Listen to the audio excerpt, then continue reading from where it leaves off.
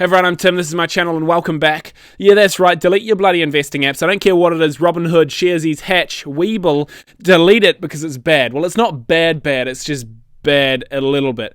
In the last decade, we've seen this meteoric rise of the amount of retail investors in the space, so it's been, and that's purely because of these mobile apps. So it's been a really good thing for retail investors like me for getting into the space, but also at the same time, you can see how much money you've made over the past year, month, day, or even hour, any time of the day. You want to look at it, you can see how much you've made, you can see how much you've lost, and that's the bad thing. Doesn't help those diamond hands out much. So here's my great idea. Delete all your investing apps, stop following what the stock market is doing on a day-to-day basis, and dollar cost average that bitch because it's the best way to make money as a retail investor. Stop thinking micro, start thinking macro.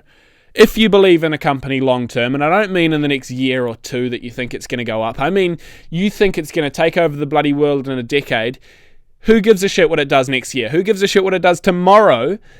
In fact, if it drops 10% tomorrow, it's a great thing because you can buy it at a discount. So let's think about the logistics of this. Most of the time I buy stocks using my phone, my mobile app, and I'm assuming you do too. It's kind of the point. If I've deleted all those apps, it's going to be pretty bloody difficult to buy stocks then, isn't it? So let's take a step back. Hopefully you haven't deleted your app just yet because we're going to auto-invest and I'm going to show you how to do that. If you love a company, if you have a company in mind that you really like and you think is going to do well in the future, then choose that company. If you don't, then just choose the stock market in general, the S&P 500 or an actively managed fund that you think is going to do well. And then select auto invest. If you don't know how to do it, Google it.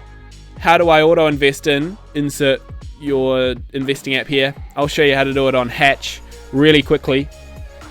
There you go. The point isn't so much about what you invest in, as long as you believe in it long term. The point is more about not selling when the market goes down.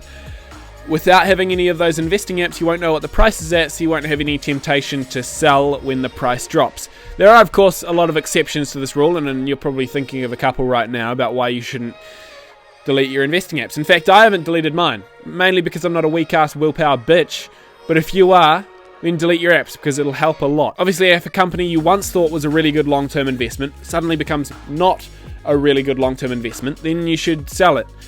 Actually, this is a good time to talk about one of my worst investments to date. The company is called Nikola. You probably know about it. They're a lying, cheating company, and I sold. So did a lot of other people, which is a good thing. And I've lost over 50%, I think. I'll chuck it up. I'm sure you have read the news, but it was lying and it was cheating about how good its trucks were, and that's a bad company to be in, a lying, cheating company. You shouldn't do that. If your truck doesn't work, tell us that your truck doesn't work. Don't bloody lie about it. So there's an exception. If the company becomes a dickhead and commits fraud, then sell, because it's probably not the only dickhead thing that they're doing. But if it's not, if it's being a normal person or a normal company and still a long-term prospect, then don't sell. And if you can't not sell, delete your apps. That'll help. Thank you so much for watching. If you like this type of content, please do consider subscribing.